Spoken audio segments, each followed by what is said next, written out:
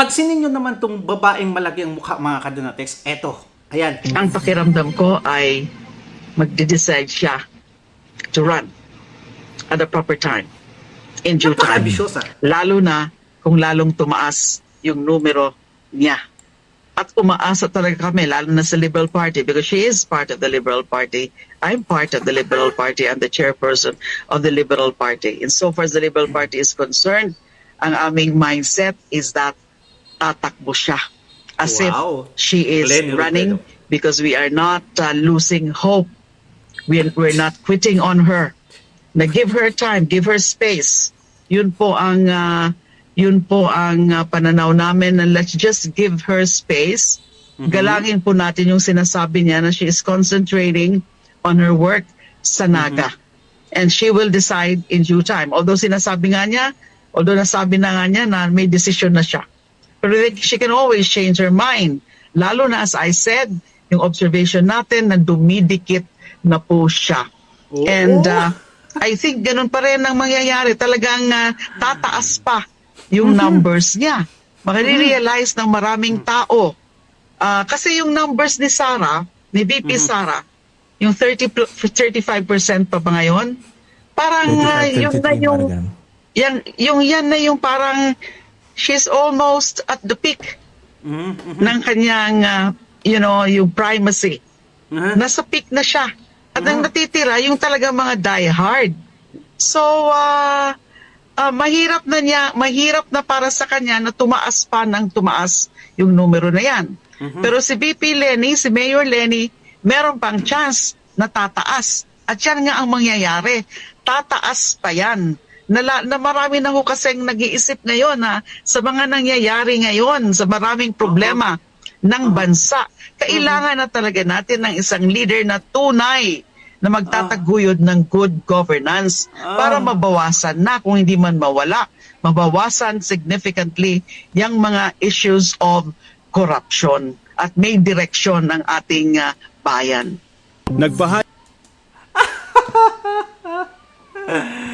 Kailangan na doon isang leader na may sense of direction, mga Kadunatex, kagaya nito. Ayan, yung leader nila. Ayan, yung gustong-gusto nila. Ayan.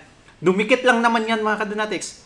Dahil sa Okta research nila, pero sa ibang survey, ang layo-layo talaga, hindi makakalahati kay Inday Duterte. Di ba? Yun naman talaga. Ayan, panoorin nyo. Yung tatay mo ay mangingisda. Oo. Diba? Oo. Yung nanay mo, mangingisda din. O bakit mo napagdaanan yung pagtitinda ng isda?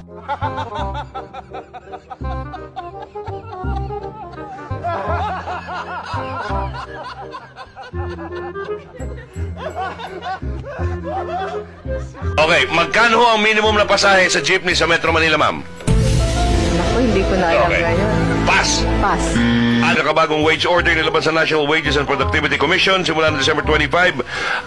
Magkano ang minimum wage rate sa Bicol Region para sa mga non-agriculture establishment workers? Naku, hindi na ako update. Ang alam ko yung Metro Manila 428 eh. Pero yung Bicol, hindi na hindi na ako update. Paliwanag lang ako, hindi ako gumawa nito. Kung si hindi ako, wala pinalaman dito. Kung si Pangulong Manuel Quezon ay makikita sa 20 peso bill, sino naman ang Oh my Pangulong God. nakaimprenta sa 50? Pass. Kung Luzon ang pinakamalaking isla sa bansa, ilang isla ang bumubuo sa Philippine Archipelago? 1,700. Mhm. 7. Ang aking ama ay nagtatrabaho sa Saudi kung saan ay meron tinatayang... Wala akong kinalaman dito, si Ramiro. Oo. Ano po ba ang tawag sa pera o currency ng Saudi Arabia? Rupiah? Tama ba? Tama. Alam mo, kaya tayo merong IATF, 'di ba? Kaya tayo may IATF kasi ito yung interagency na task force. Yun yung kahalagahan niya. Sa Iloilo ka, Ellie, parang mga 600, 500, 600 na bikers. Lahat sila nakabike. At eto, mga Kadunatex, naku! Eto lang. Ha? Nalaman na kung sino yung hinard ni Inday Sara Duterte para ipagurgur si Ngagba at yung mga kasama niya, mga Kadunatex. Nalaman na. Nako! Atay! Totoo nga pala mga kadonatics, totoo nga pala na may hinard si Inday Sara Duterte at etong mga kadonatics ang palita. Ayan, pakita ko lang sa inyo. Ayan. Oh no, April 29, Wednesday mga kadonatics, isang araw. Si Jackal the Assassin ba? May lead na ba na daw ang NBI? Okay, ito ay sabi ni Rowena Guanzon, attorney. May lead na daw yung NBI mga kadonatics kung sino yung kukuning assassin. Ah, kung sinong kukunin na assassin. Si John Wick ba? Ay, nako. Ay, si John Wick pala mga kadonatics. Ay, wala. Walang ligtas si Ngagba dito at yung kayang asawa, pati si Romualdez mga kadonatics. Walang ligtas kahit saang lupalot ng mundo. Ahabulin sila ni John Wick mga kadonatics. Kaya pala ang mahal nito. Sobrang mahal. Well, anyway mga kadonatics, may napakalungkot na pahayag si Attorney Trixie mga kadonatics patungkol sa sinirang dignidad ni Inday Sara Duterte mga kadonatics by the crocodiles. At eto mga kadonatics, nakakalungkot. Panoorin nyo. Hindi maganda ito na president. Alam niyo yung parang anecdote tungkol sa chismis, yung pag may kinalat ka, sinaboy mo sa hangin o nagkalat ka ng papel na tinangay na ng hangin, hindi mo na mababalik lahat ng kinalat nyo, lalong-lalo na kung ang Right. sinaboy mo ay parang alikabok. So, ganun din ang reputasyon ng isang tao kapag pinagkalat mo isang bagay na pribadong-pribado, mahirap nang ibalik ang pagkakatiwala sa kanila. Sa ating saligang batas, nakikita natin na may right to privacy ang bawat mamamayan. Hindi po naiiba ang vice-presidente, may karapatan siya sa kanyang privacy. Pero ang nangyari dito ay may mga nilabas na impormasyon na maliwanag na labag doon sa batas na nagpoprotekta ng privacy ng impormasyon na yon. Impeachment proceedings sa House Committee on Justice po. Well, hindi pa ganito, no? Parang hindi yata ko kayang sabihin na pwede na natin tawagin itong impeachment. Medyo impeachment proceedings kasi magiging technical din yan later on. But ang nakita ko na nangyari doon sa proceedings to determine kung mayroong probable cause ay medyo, how would you call this? Kumbaga, kahit ordinaryong mamamayan na nanonood dito ay magtataka at magdududa sa presentasyon o sa pagtatanggap ng ebidensya dito. Halimbawa, kung napansin ninyo, in the course, no, ang ginagawa nila, mayroong complaint, mayroong mga attachments yung complaint, at ang sinasabi nila ay magtatanong lang sila ng clarificatory questions. Gayunpaman, matapos ang pagtatanong ng clarificatory questions, may biglang magma-manifestation. At Yes. doon sa manifestation, nagpapakilala ng panibagong ebidensya na hindi Information. naman Yes. kasama doon sa reklamo o sa mga attachments nito. O Correct. minsan, hindi related doon mismo sa pinag-uusapan na impeachment or any acts of impeachment. Bukod pa dyan, mayroong mga pinag-uusapan tungkol sa nakaraan pa na gawain di umano ng ating vice-presidente na hindi naman sakop ng impeachment or hindi sakop ng kanyang termino bilang vice-presidente. Correct. At alam natin na ayon doon sa Duterte versus House of Representatives na kaso ng Korte Suprema, sinabi ng hukuman na ang maaari lang ay i-allege ang mga acts committed during the office kung Yes, saan 2022. pinai-impeach siya. Kung bukod pa dyan, mayroon of course, may konting confusion tungkol doon mismo sa tinatawag nga na report ng AMLC, may konting confusion sa interpretasyon ng mga transaksyon at iba pang mga so-called evidence na ini-introduce nila. So hindi ito ayon sa proseso at tila hindi naman fair. So kahit sinong nanonood dito, naging parang free for all na pagkakataon ng ilang mga mambabatas natin na magkaroon ng na may sabihin at i-interpret ang facts, ang data, at alleged na gawain ng ating Vice President. So none of it seemed very fair. Opo. Ma'am, sakali pong umusad ito, no?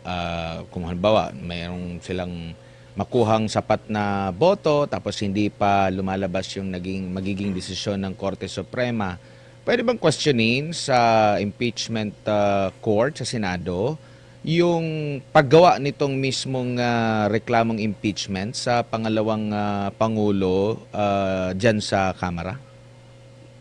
Yes, kung di tayo nakakakalimot doon sa 19th Congress, sa unang attempt na i-impeach si Vice President Inday, may mga issues na ni-raise rin ang team o ang defense team ni Vice Presidente Inday Sara, parallel doon sa pangyayari sa petition na nakahain sa Korte Suprema. So, maaari naman i-raise ito sa Senado. It will be up to the Senate kung gusto nilang i-determine or gawan ng desisyon yung i-raise ng defense. Opo. Ano naman po yung magagamit doon sa recent na decision po ng Korte Suprema? Lalo na ipinaliwanag kung ano yung ibig sabihin ng forthwith po. Dun sa forthwith, well, hindi ko alam kung magagamit yon, no? Pero ang sinasabi ng hukuman doon ay nasa jurisdiction ng Senado to determine kung kailan yung actual na pagpuumpisa ng pagdidinig sa Correct. impeachment proceedings. So long as reasonable ito at hindi unnecessary yung delay kung sakaling meron at hindi magagamit ito bilang pag-abandona sa kanilang mandato o obligasyon na i-hold accountable yung impeachable officer. So, yun, maliwanag, desisyon ng Senado yon. At exclusive ang desisyon na yon sa kanila, hindi maaaring mag-intervene ang Korte Suprema, lalong-lalo na't wala naman naipakita na may grave abuse of discretion sa pagsabi ng Senado na, teka, wag muna natin itakal, wag muna natin ituloy. So, wala namang ganong klaseng findings. In short, in the absence of grave abuse of discretion, maaaring mag-determine ang Senado kailan yung umpisa ng pag-hold ng pagdidinig sa impeachment. Opo. Dito naman po sa inaasahang botohan sa plenaryo po ng Kamara, may obligasyon po ba ang bawat kongresista kung paano ba siya boboto? May patakaran na po ba na naaayon talaga? Or still, kahit na hindi niya binasa yung mismong report dahil nakumbinsi lang siya, automatic maglalagda lang siya. Wala po bang pananagutan kung ganun lang ang klase ng pagboboto po natin para mapatalsik ang isang impeachable official? Well, ang sabi ng hukuman sa Duterte versus House of Representatives na kailangan, nasa exclusive naman ang mandato ng House of Representatives at ng bawat kongresista na gumawa ng desisyon. Basta hindi siya attended by grave abuse of discretion. So dun sa dating kaso in the 19th Congress, nakita natin na sinabi ng hukuman, may grave abuse of discretion dito dahil ginawa nila yung decision sa pag-i-impeach at pag-forward ng articles of impeachment sa Senado nang wala man lang pag-inform sa bawat kongresista kung ano yung charge. Hindi rin ipinakita na nakita nila yung ebidensya. Hindi sila nabigyan ng pagkakataon questionin yung respondent. at hindi rin nabigyan ng pagkakataon yung respondent na makita yung charge or yung articles of impeachment Correct. o ang ebidensya tungo dito. Kung Yes. kaya't makikita nyo maliwanag may grave abuse of discretion kasi hindi man lang nila nabasa, nakita, nabigyan ng pagkakataon na makuha o ma-question yung ebidensya at impormasyon tungkol dito. Kung kaya't alam natin o magtataka tayo, ano ang naging basihan ng kanilang desisyon. In this case, sa plenaryo po, ang bawat kongresista ay dapat mabigyan ng pagkakataon na mabasa yung charge or yung potential articles of impeachment, makita ang ebidensya nito, mabigyan ng pagkakataon na questionin ang respondent, in this case the Vice President, at mabigyan din ng pagkakataon ang respondent na makasagot doon sa charges na hinaharap niya. Good evening, ma'am. Si MJ po ito.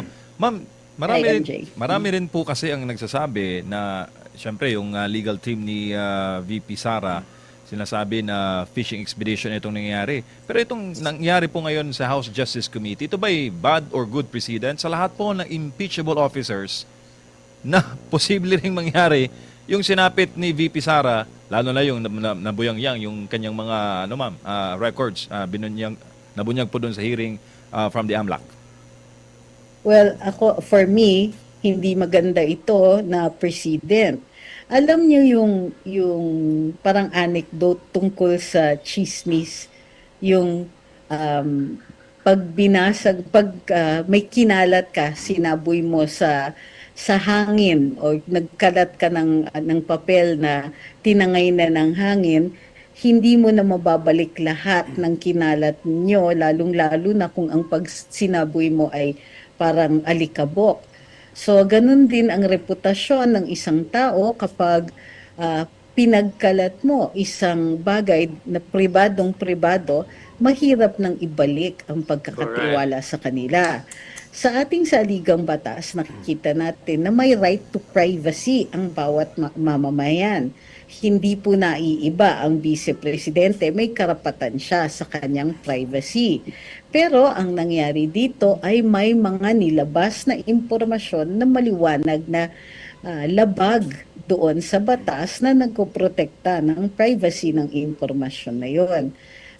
Lalong-lalo na mayroong tinatawag tayong bad faith na kung hindi po kumot may mandato ang hukuman ang Kongreso na mag-conduct ng mga proceedings tungo sa finding ng probable cause or reasonable grounds para ituloy yung pagdidinig dito o yung pagtungo doon sa possible impeachment ng vice-presidente doesn't mean na may karapatan silang lumabag sa batas o gumawa ng mga paraan o kahit anong aksyon na lalabag sa karapatan ng isang tao. So in this case, violated both yung right to privacy, yung Data Privacy Act, yung Anti-Money Laundering Act, at of course, yung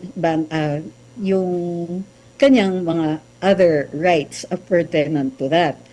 Hindi lang yun, pati yung asawa niya, mayroong mga dokumento na inilahad at kinumentuhan pa ng mga mambabatas natin. Siguro hindi ganon ka bad faith, kumbaga, ang makikita natin kung paglalabas lang ng data at walang interpretasyon na ginawa dito.